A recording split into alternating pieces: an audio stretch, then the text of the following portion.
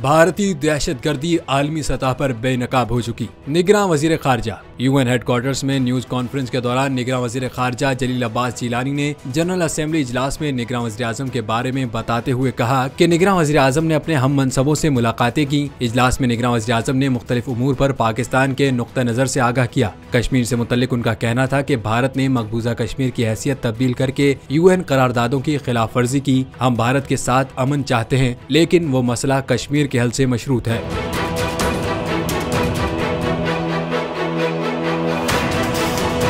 निगरान वजीर खारजा का भारत से मुतल्लिक कहना था कि भारत एक अरसे से खित्ते के दीगर मुल्कों की खुद मुख्तारी पर हमले करता रहा है। कनाडा के केस में भारतीय दखल अंदाजी दुनिया में खुलकर सामने आ गई। जलील अब्बासी का कहना था कि वजीर आजम ने फलस्तीन से मुतल्लिक वाज़ेह मौक़िफ़ दिया। OIC मीटिंग्स में फलस्तीनियों के साथ भरपूर यकजहती का इजहार किया गया। उन्होंने वाज़ेह किया कि हम एशिया पैसिफिक के मसले में कोई साइड लेना नहीं चाहते। इसके अलावा निगरान वजीर आजम ने अफगानिस्तान की यकीन दहानी पर तवक्को जाहिर की है कि अफगानिस्तान की सरजमीन किसी भी दहशतगर्दी के लिए इस्तेमाल नहीं होगी। निगरान वजीर खारजा ने बताया कि वजीर आजम ने मुआशी बहाली से मुतल्लिक हुकूमती इक़दामात से आगाह करते हुए इस बात पर जोर दिया कि पाकिस्तान से जिस माहौलियाती इमदाद का आलमी वादा किया गया था वो मिलना शुरू नहीं हुई। उम्मीद है जल्द मिलना शुरू होगी।